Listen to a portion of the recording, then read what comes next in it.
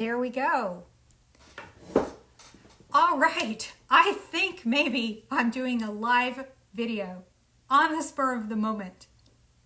I'm hoping some of you asked me questions because I was planning on being asked questions and now I'm just here doing a live video all by myself.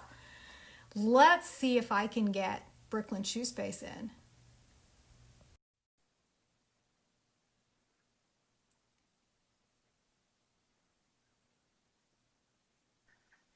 Hi. Hi. Thank you so much. We'll see This how is this perfect. goes. Yes. Yeah. Oh my goodness. I hope this works out, and then that way maybe if I get turned off, then you can actually keep on conversation with your viewers. This Okay. is brilliant. Thank you so much. Not a problem, but ask me questions. Yeah, Otherwise, can I'm I just keep here on staring at going? the camera. Okay. Yeah, we were talking about the favorites which we did, and then now tools. Do you have your like a favorite tool or not a secret tool, but like something that you cannot, this is your tool, that's your favorite? Yes. Hang on.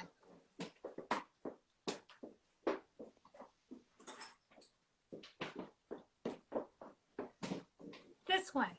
Oh. These are my special shank pullers. Uh-huh. Shank They're, pullers. yes, and they say A.M. Christensen, Brockton, Massachusetts. Wow. I'm thinking they're from the late 1800s. Uh-huh. And I'm pretty particular about my tools because I'm not very big and I have very small hands. I like tools that are smaller and fit in my hands. Mm-hmm. And these are perfect. And I prefer old tools Yeah. because there's a legend that says if a tool is old, then you can feel the previous people who have held it and used it, and it absorbs their spirit. Mm-hmm. And I like to think that is true. Yeah. Oh, that's beautiful. I actually don't use that tool. Can you explain a little bit about what do you mean by shank puller? Okay. Sorry, I feel So, really ignorant, but yeah, no, it's a cowboy boot thing. So this is a pair of cowboy boots, and a cowboy boot has a very rounded shank yep, area. yep. The steel shank is in here, Mm-hmm. but then it's covered by a heavy piece of leather, Mm-hmm. and then rounded, so you get this heavy shape here. And the shank puller goes right in here, so when I'm Uh-huh. lasting, I Uh-huh. can reach across there and just really Oh, pull it tight, because the tighter you pull, the more pressure you get here, and you can just roll it across that channel, wow. crank Okay. it down. Right. And instead of having that little like the The bump hammer, hammer part.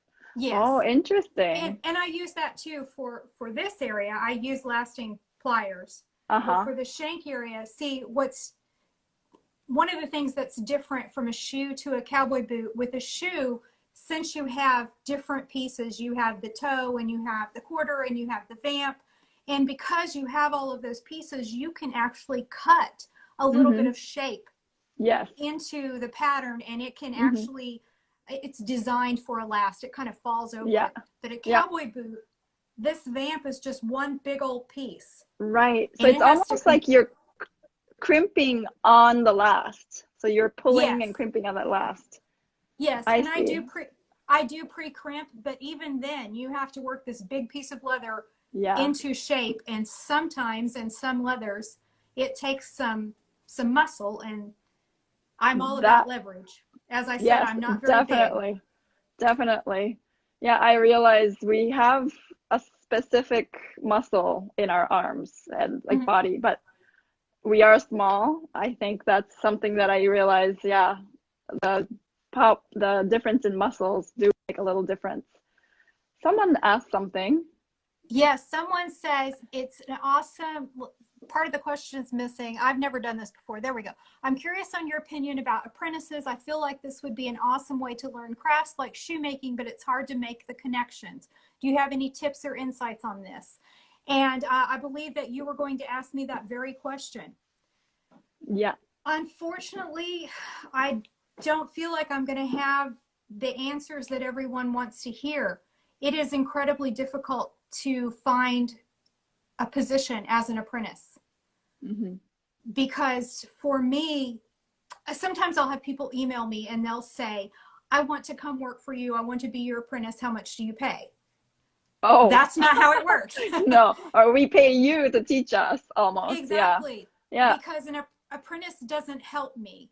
An apprentice Yeah. takes up my time and takes up Yeah. my leather. Yeah. And I'm not saying that it's not worthwhile, but especially since I started another business, I sell leather tools and supplies. Hmm. And I just don't have the time that I can promise to an apprentice, especially if they're paying me. I feel that if someone comes and pays me, I owe them my time, and I can't Right. promise that anymore. Right.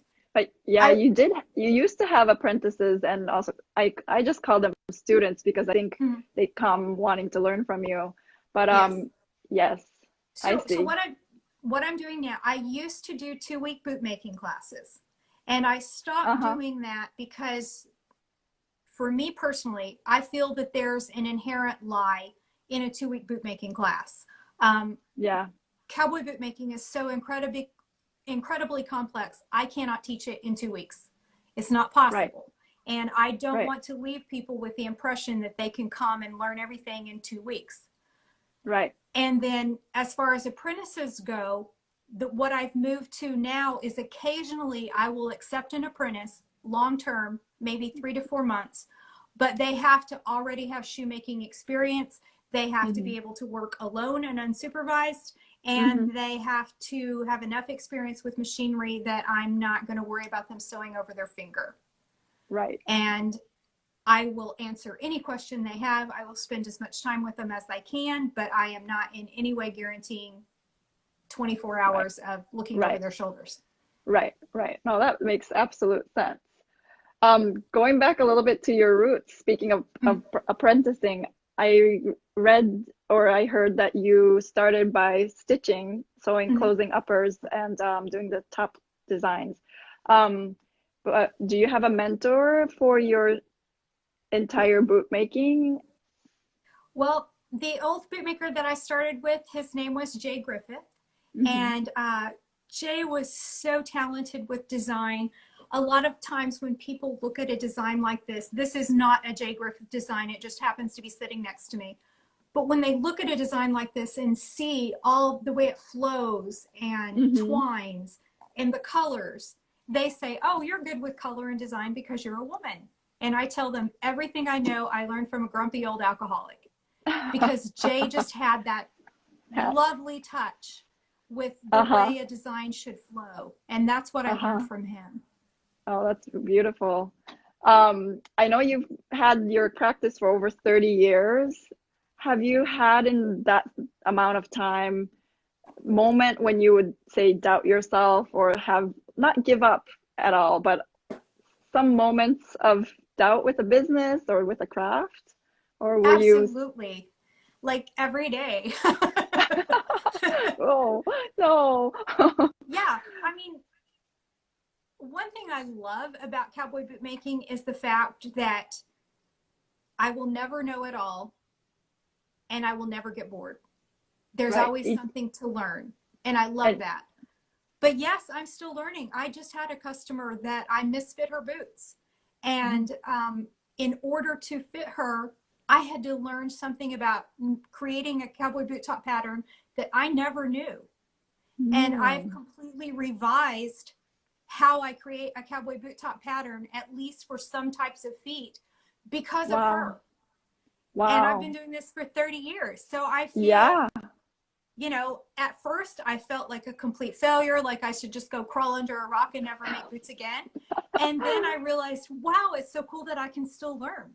Right, right. Was it almost like an orthopedic kind of like a totally different shift or no, no, No, no, it was no. just she has a foot that she can bend her toes way under like a dancer, and it really pops up her instep. And Yeah. I learned, I take something called the long heel. The long Yep. heel is around the back of the And heel, then, but then down to the instep. yep. And I never knew how to use that measurement properly to create a cowboy boot top. And now I can't say I've mastered it, but I see the link and where that should go in, and I didn't know it before. Right, It right. was pretty exciting. Yeah, that is.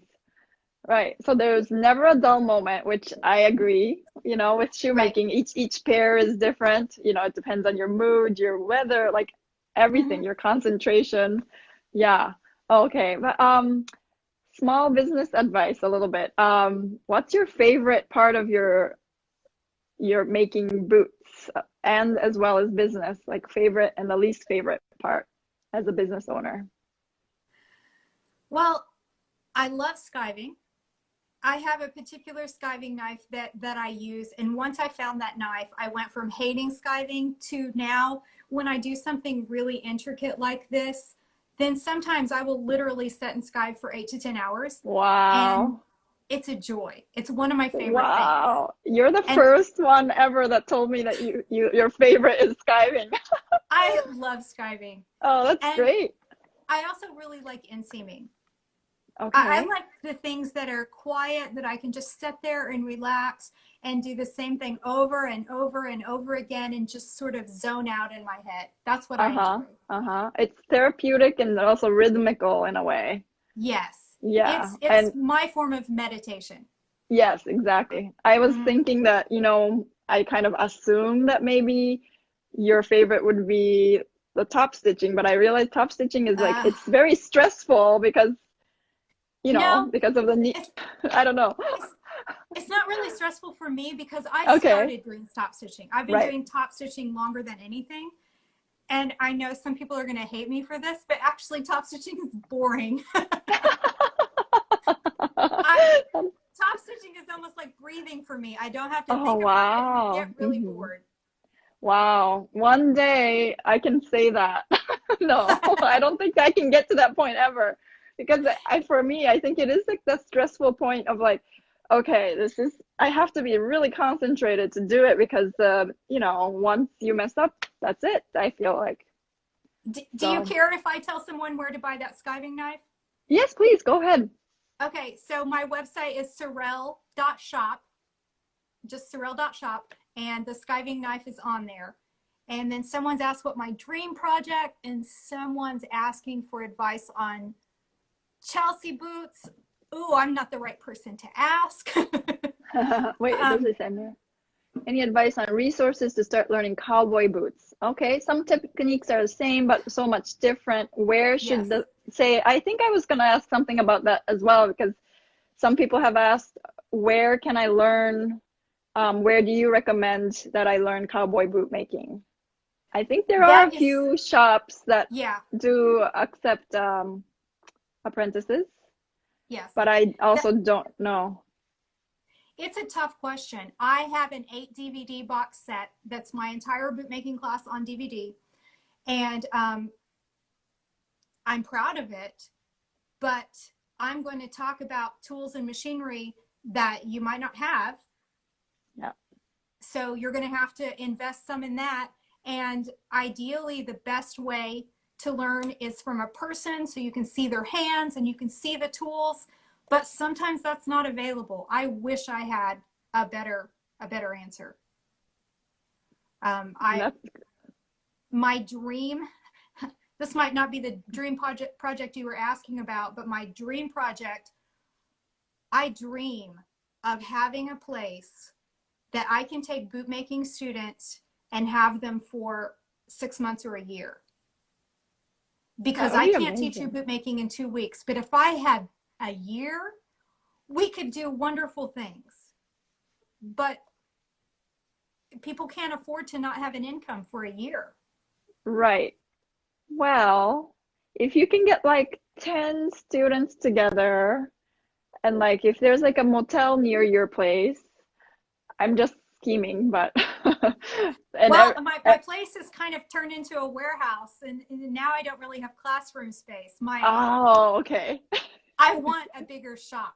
I'm Yes. dreaming all the time of a bigger shop. I want to have space for the warehouse and the store and my own personal In the boot shop where no one classroom, is allowed to right? come in. And then a school where everyone's allowed to come in and there's plenty of room. But, who knows when that will happen. Yeah, right. I mean, that's totally. Marcel has Hi, been Morgan. is also dreaming and scheming about it as well. Uh-huh. Yeah, that he wanted to do a school. Um, Yes. Hold on.